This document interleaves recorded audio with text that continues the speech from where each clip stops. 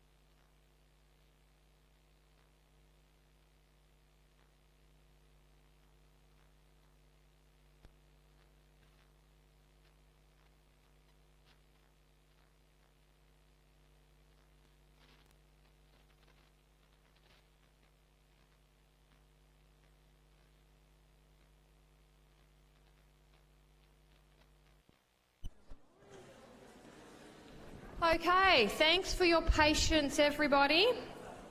I would like to welcome Mel as our guest for our lecture today, talking to us for the solution assignment. So can you give a warm welcome to Mel? Okay, great. Hi everyone. I'm not going to lie to you, it's a little bit daunting being up here at the Stanley Burberry Theatre. There's a lot of history here for me. I think Erin's probably shared her academic journey with you. So I've graduated from a undergraduate degree and then an honours degree, and hopefully in a couple of years a PhD degree as well. So I'll be looking forward to that. So it's a very auspicious room with a lot of history, and I didn't ever really think I'd be standing here delivering a lecture. So it just goes to show. You can't hear me? Okay. Is it where I'm standing, Erin, do you think?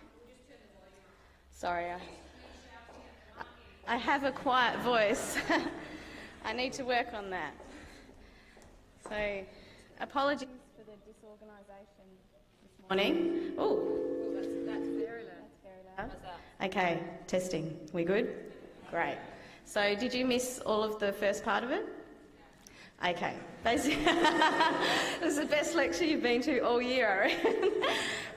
Okay, so what I was saying is it's a little bit humbling to stand here today in the Stanley Burberry Theatre with so many of you, of course, because I've got a lot of history here myself as a graduate of UTAS. So I've walked the floor and got my magnificent scroll from the Vice-Chancellor on 2 occasions, one for my undergraduate degree and one for my honours degree, and I'm hoping in a couple of years I might get to do that walk again as a PhD graduate, so fingers crossed.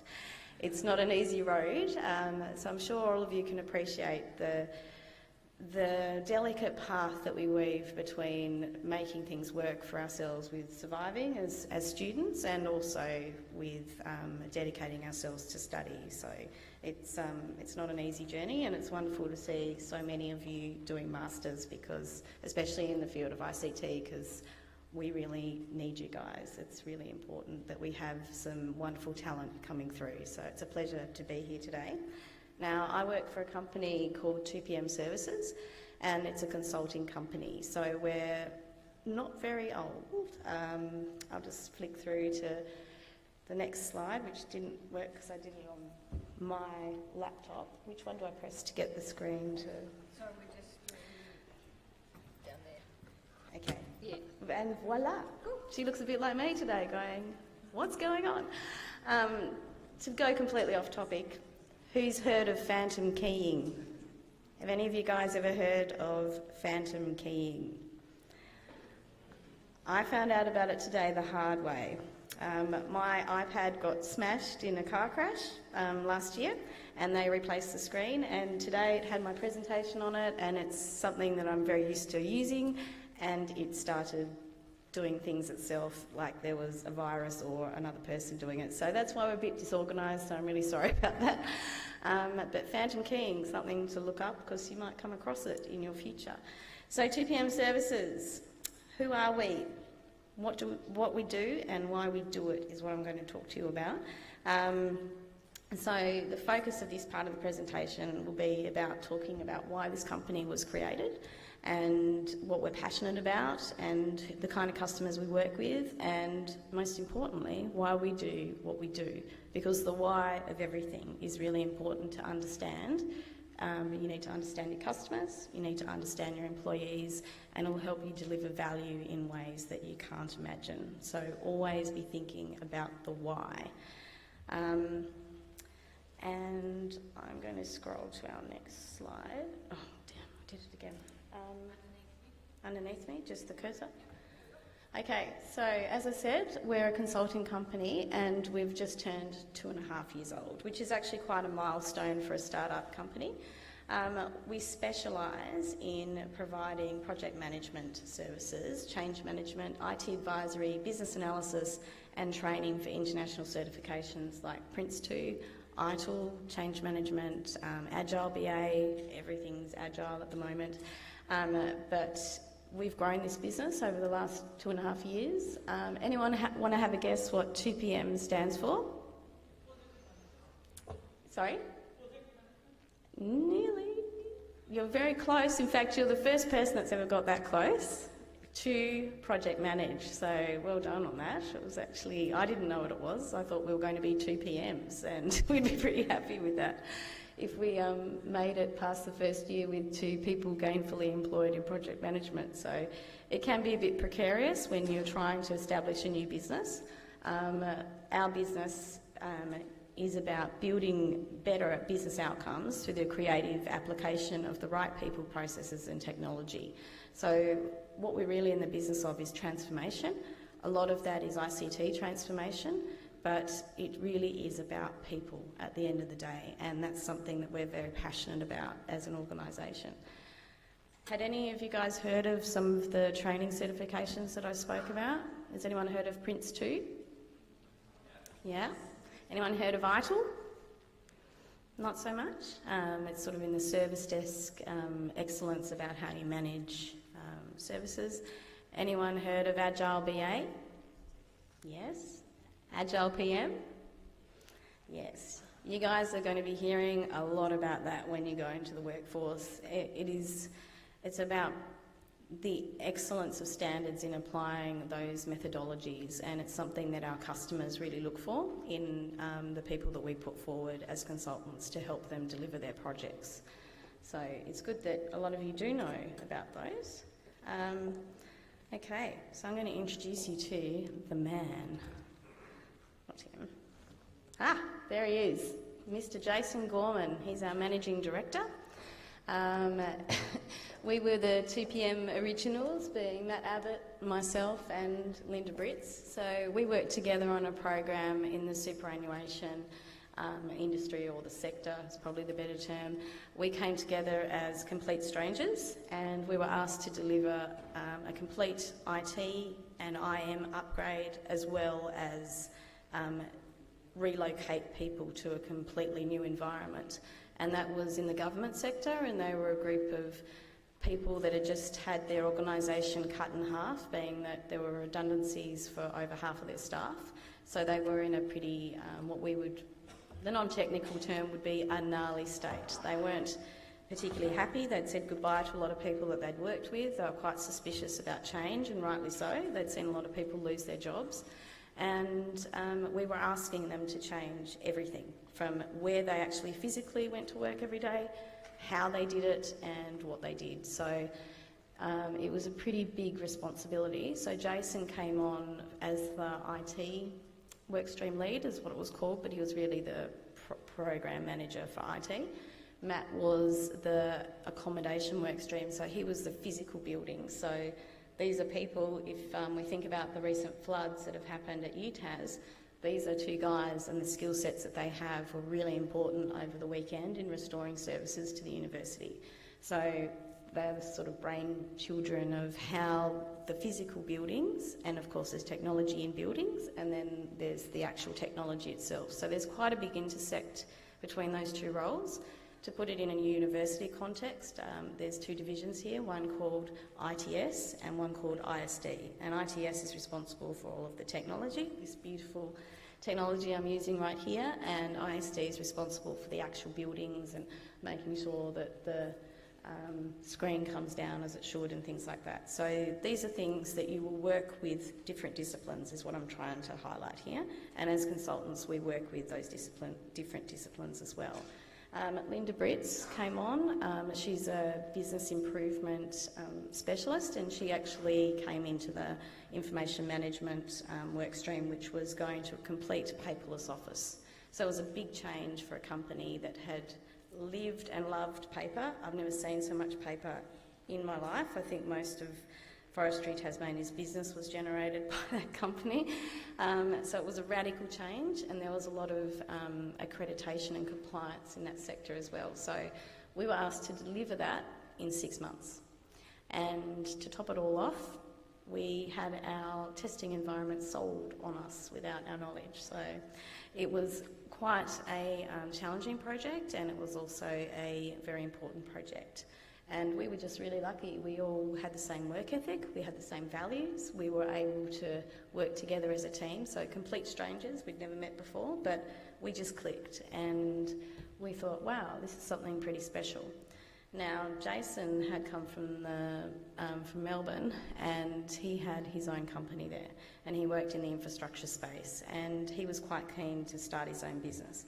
So this is where we, I guess, started thinking about, why is it that when we finish projects we all go our separate ways and we have to find another, job and sort of split up? How could we find a way so that we can make a permanent home for project managers in Tasmania? And that's what 2PM is all about. So we've created, in our view, a dream team of differentiated and complementary skill sets that can be invested on and developed over time. So we're actually looking to recruit diversity in our staff, which is now up to about 20 full-time equivalent employees, 80% of which are full-time.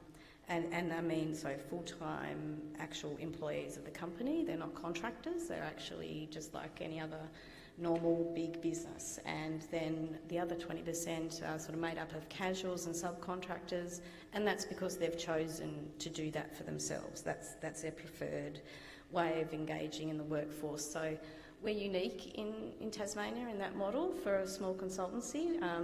The big end of town, like PwC's and Deloitte's, which are a very different beast. They actually do that, and they have full-time people, but for sort of, I guess if you think about a crack team of project managers that go and help out different organisations, it is quite rare. Most of them are built on on subcontracting models, and you kind of, as the person, so for me, I have to win the business with the organisation and take that into that company so that I have a job.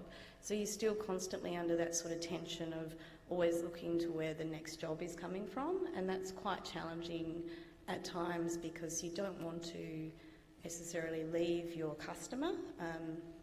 You often develop quite deep relationships with them and you really care about the projects that you're doing, and towards the end of your contract, usually in the last 2 or 3 months, you have to start thinking about, how am I going to pay the bills? How am I going to keep my family fed? What's my next step as a professional to keep my career going? And sometimes it doesn't work the way you would like it to, which is that you can roll off one project seamlessly and see it through to the end and then start another one. And that's not good value for the customer either, because they get towards the pointy end of a project and they might lose their resource.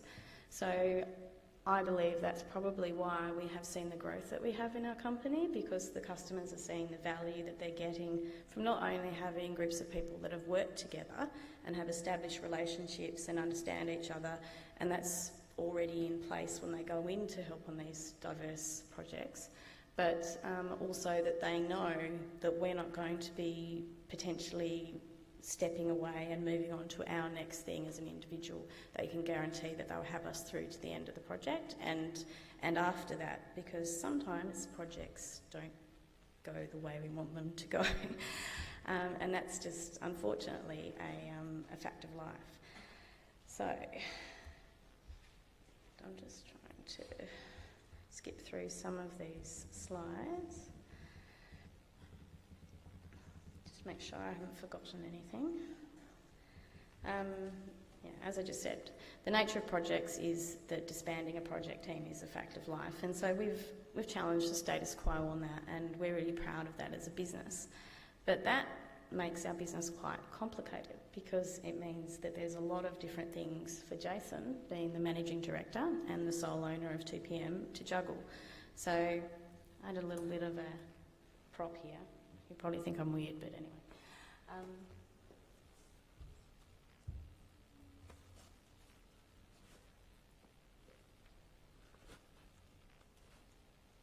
A hat. So think about the hats that we wear in our everyday life. So I was just talking about my journey, how I also work. I work as a consultant. I'm a PhD student. I'm also part of a family, and I have passions like horse riding, and there's lots of elements to a person and to what you do, and then you take that into the workplace as well, and you're wearing lots of different hats. So sometimes Jason's actually out with a customer. He's also the managing director and the head of our, the captain of our ship. He's responsible for all of the inner workings of that business, so making sure the insurances are up to date, making sure that we're applying for the right tenders, making sure that the employee needs are being met, from everything from counselling services to onboarding to recruitment. Just think of the hats that that man alone wears, let alone the hats that we've just got 3 of our staff, 3 apart from Jason, up there, and we also wear many different hats in that organisation as well. So we rely really heavily on technology to try and help us run as a business, and it isn't an easy thing to do because it's quite complicated.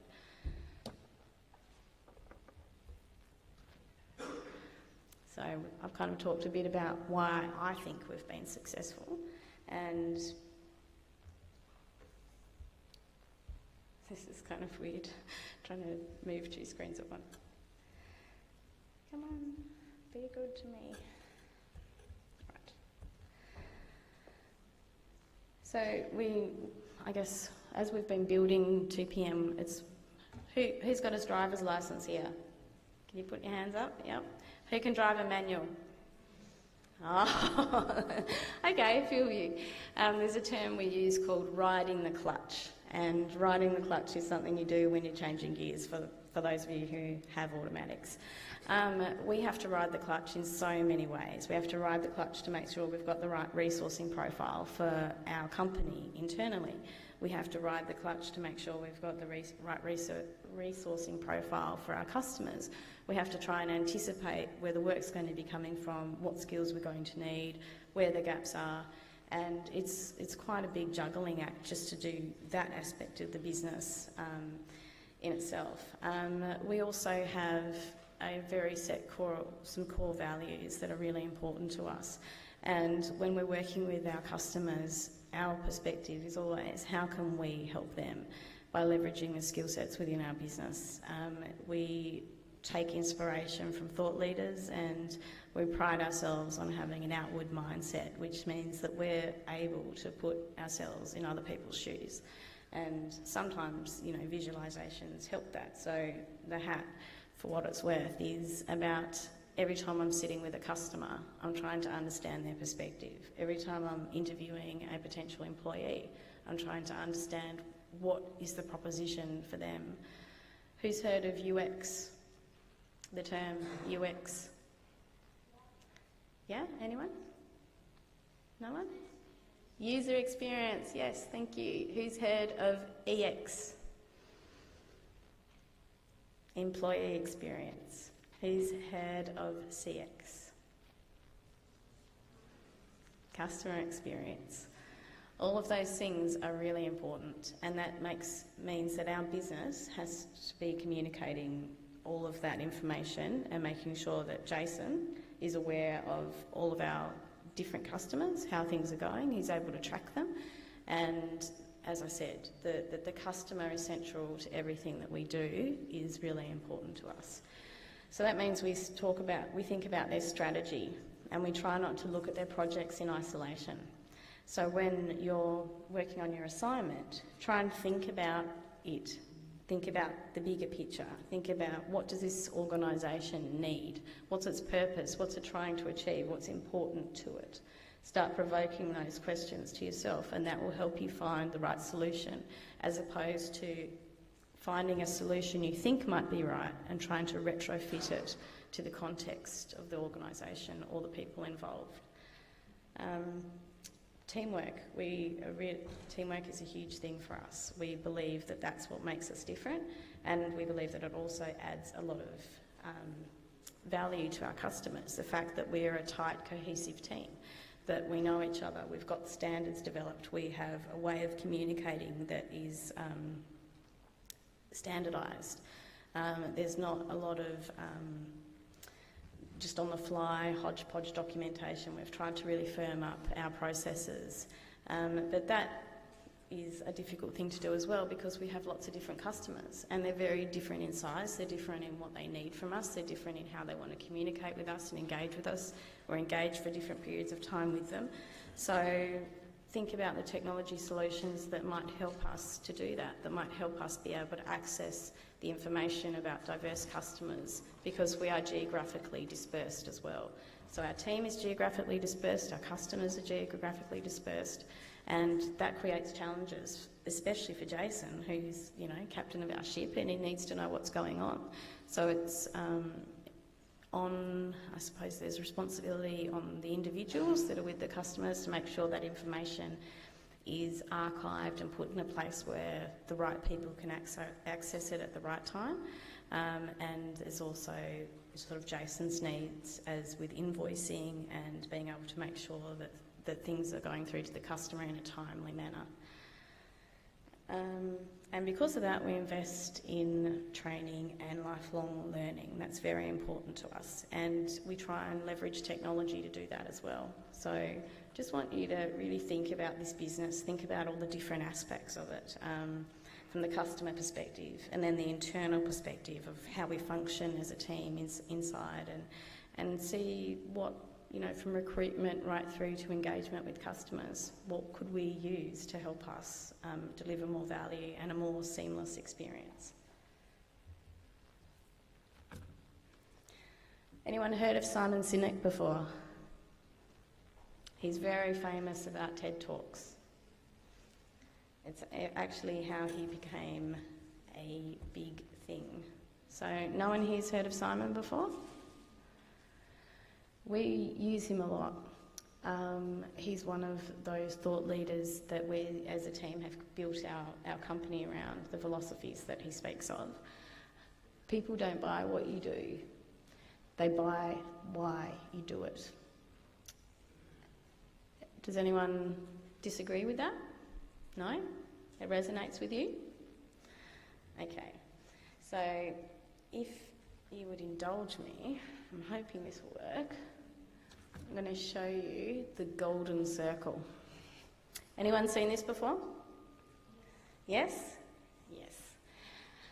So this is what we do when we engage customers. This is also what we think about when we engage employees as well. We want to understand the why first. And so we use the golden circle method to help us to identify our why, but also the why of our customers and the why of our employees. And hopefully, I did have a link to a quick clip from him. I think that's in the hyperlink there. This one? Yeah, I think that's the hyperlink. It should just automatically. I'm going to just show you a quick clip.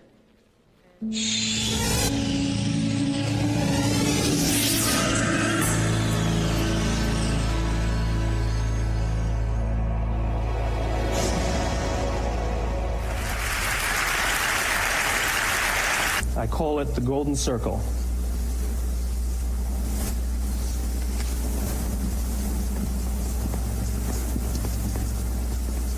Why, how, what? This little idea explains why some organizations and some leaders are able to inspire where others aren't. Let me define the terms really quickly. Every single person, every single organization on the planet knows what they do 100%. Some know how they do it, whether you call it your differentiating value proposition or your proprietary process or your USP. But very, very few people or organizations know why they do what they do. And by why, I don't mean to make a profit. That's a result. It's always a result. By why, I mean what's your purpose? What's your cause? What's your belief? Why does your organization exist?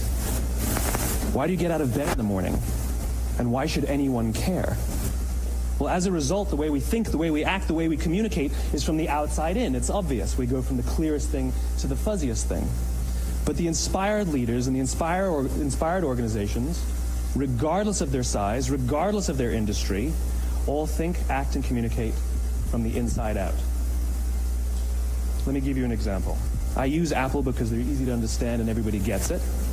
If Apple were like everyone else, a marketing message from them might sound like this: we make great computers. They're beautifully designed, simple to use, and user-friendly. Want to buy one? Meh. And that's how most of us communicate. That's how most marketing is done, that's how most sales is done, and that's how most of us communicate interpersonally. We say what we do, we say how we're different or how we're better, and we expect some sort of behavior, a purchase, a vote, something like that. Here's our new law firm. We have the best lawyers with the biggest clients. We have, we always perform for our clients, do business with us. Here's our new car. It gets great gas mileage. It has, leather seats. Buy our car. But it's uninspiring. Here's how Apple actually communicates. Everything we do, we believe in challenging the status quo. We believe in thinking differently. The way we challenge the status quo is by making our products beautifully designed, simple to use, and user-friendly. We just happen to make great computers. Want to buy one? Totally different, right? You're ready to buy a computer from me. All I did was reverse the order of the information. What it proves to us is that people don't buy what you do, people buy why you do it. People don't buy what you do, they buy why you do it. This explains why every single person in this room is perfectly comfortable buying a computer from Apple. But we're also perfectly comfortable buying an MP3 player from Apple, or a phone from Apple, or a DVR from Apple. But as I said before, Apple's just a computer company. There's nothing that distinguishes them structurally from any of their competitors. Their competitors are all equally qualified to make all of these products. In fact, they tried. A few years ago, Gateway came out with flat-screen TVs. They're eminently qualified to make flat-screen TVs. They've been making flat-screen monitors for years. Nobody bought one. And Dell came out with MP3 players and PDAs. And they make great quality products, and they can make perfectly well-designed products, and nobody bought one. In fact, talking about it now, we can't even imagine buying an MP3 player from Dell. Why would you buy an MP3 player from a computer company? But we do it every day. People don't buy what you do, they buy why you do it. When we communicate from the outside in, yes, people can understand vast amounts of complicated information like features and benefits and facts and figures. It just doesn't drive behavior. When we communicate from the inside out, we're talking directly to the part of the brain that controls behavior, and then we allow people to rationalize it with the tangible things we say and do. This is where gut decisions come from. Sometimes you can give somebody all the facts and your figures, and you say, I know what all the facts and details say, but it just doesn't feel right. Why would we use that verb? It doesn't feel right, because the part of the brain that controls decision-making doesn't control language. And the best we can muster up is, I don't know, it just doesn't feel right. Or sometimes you say you're leading with your heart, or you're leading with your soul. Well, I hate to break it to you, those aren't other body parts controlling your behavior. It's all happening here in your limbic brain, the part of the brain that controls decision-making and not language. But if you don't know why you do what you do, and people respond to why you do what you do, then how will you ever get people to vote for you or buy something from you, or more importantly, be loyal?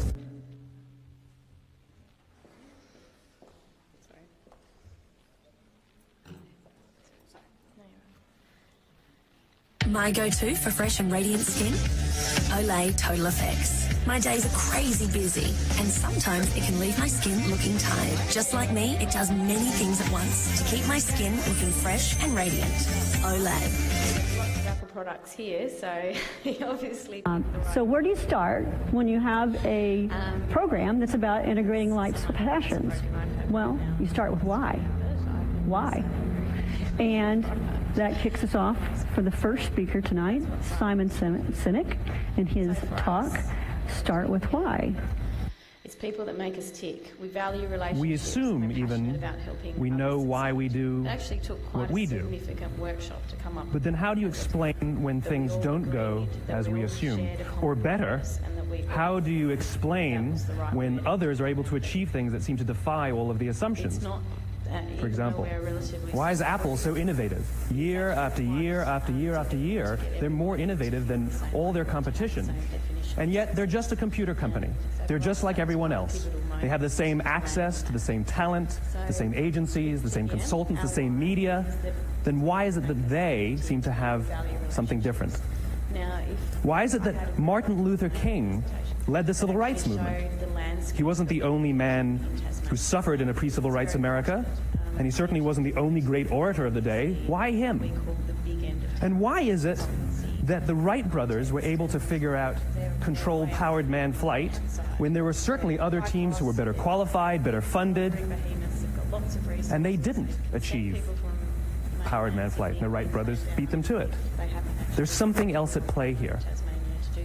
About 3.5 years ago, I made a discovery, and this discovery profoundly changed my view on how I thought the world worked, and it even profoundly changed the way in which I operate in it.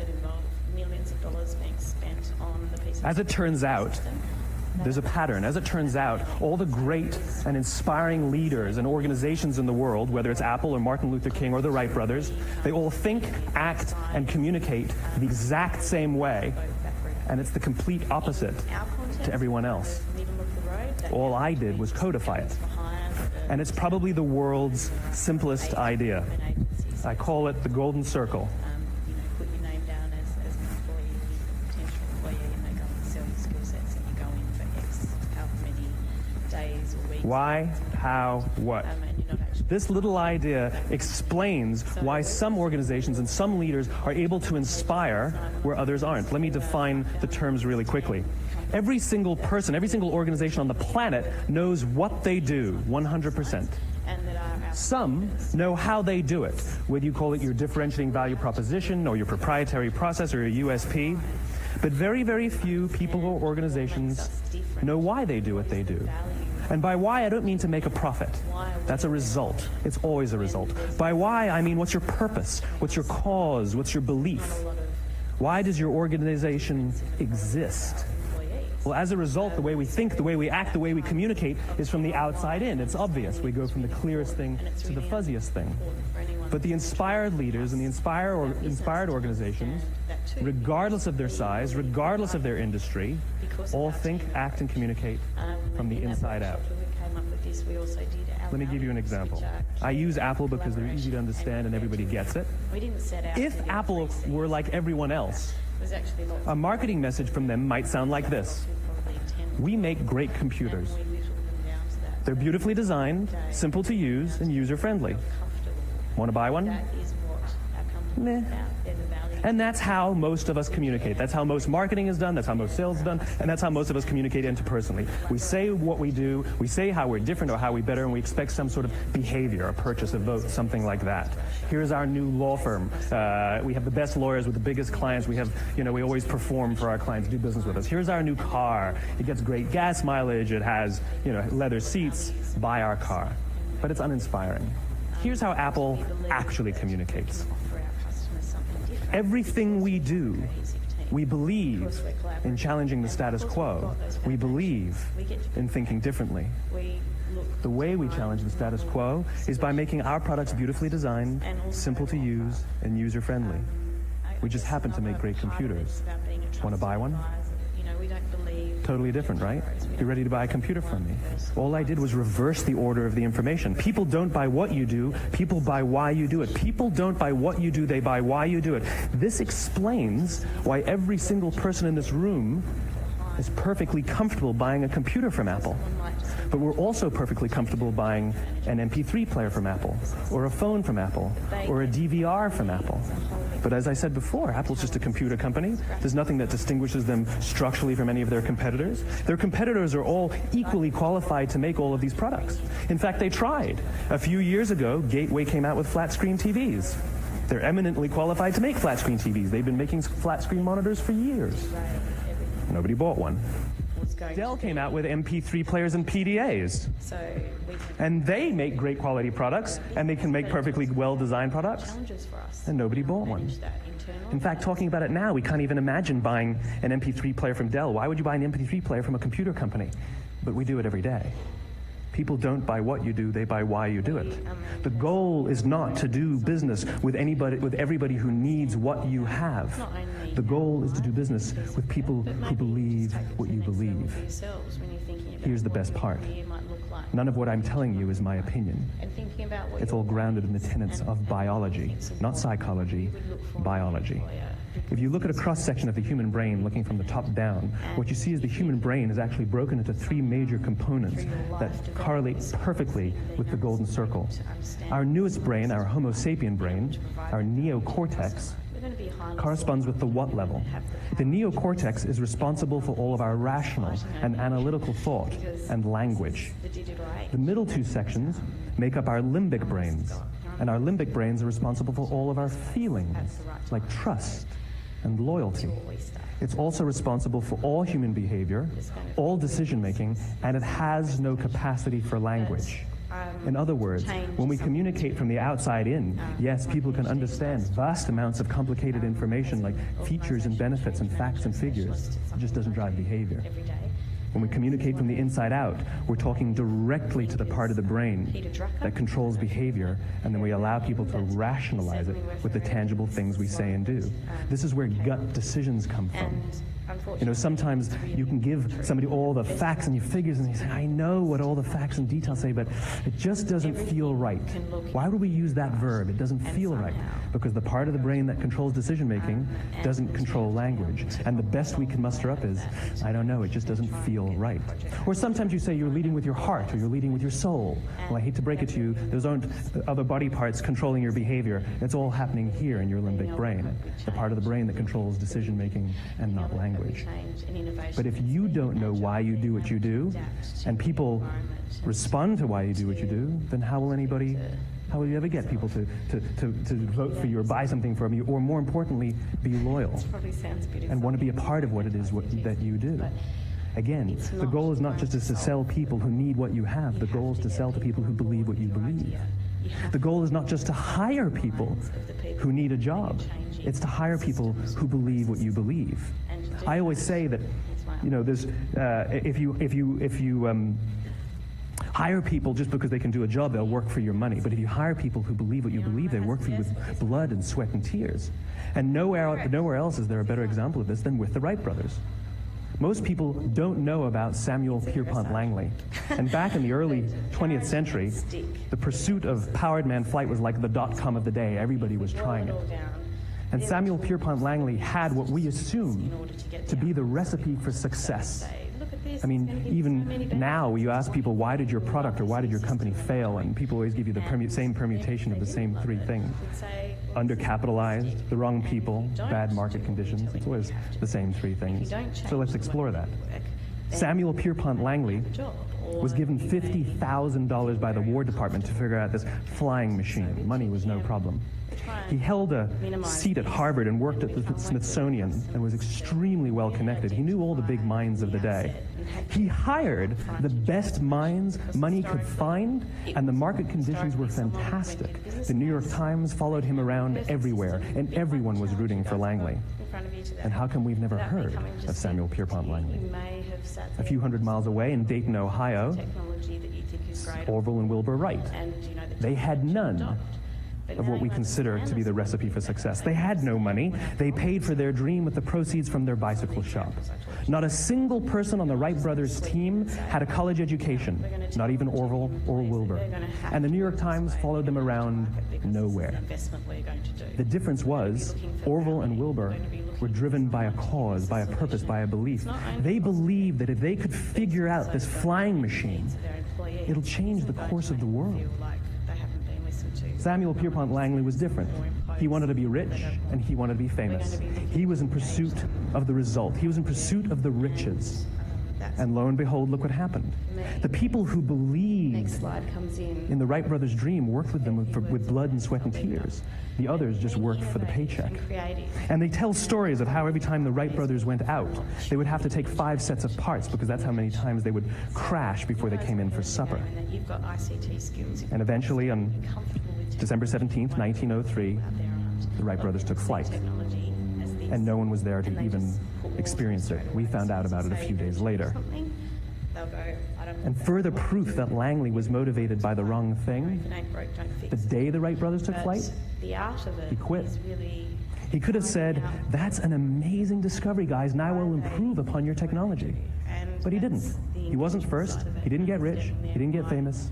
So he quit. People don't buy what you do, they buy why you do it. And if you talk about what you believe, you will attract those who believe what you believe. Well, why is it important to attract those who believe what you believe? Something called the law of diffusion of innovation. And if you don't know the law, you definitely know the terminology. The first 2.5% of our population are our innovators. The next 13.5% of our population are our early adopters. The next 34% are your early majority, your late majority, and your laggards.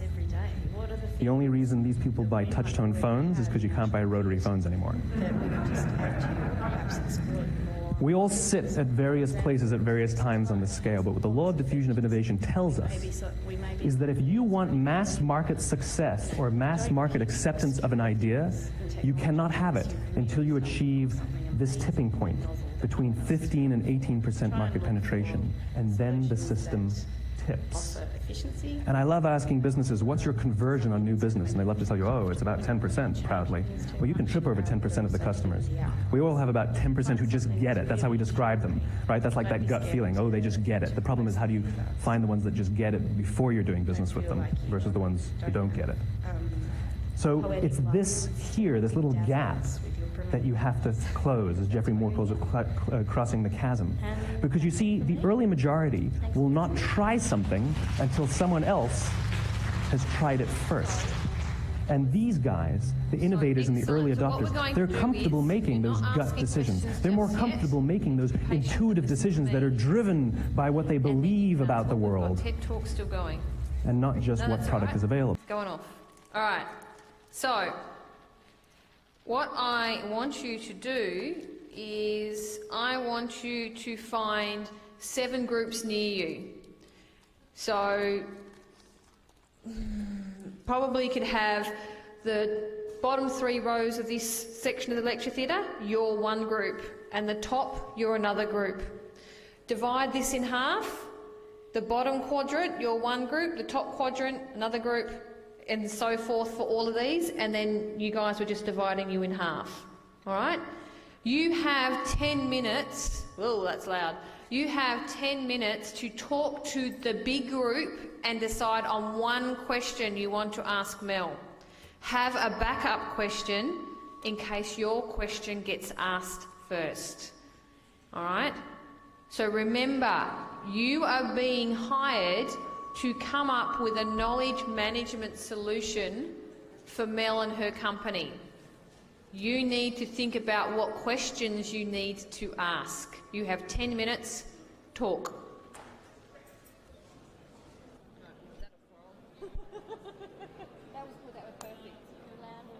I think so, yes.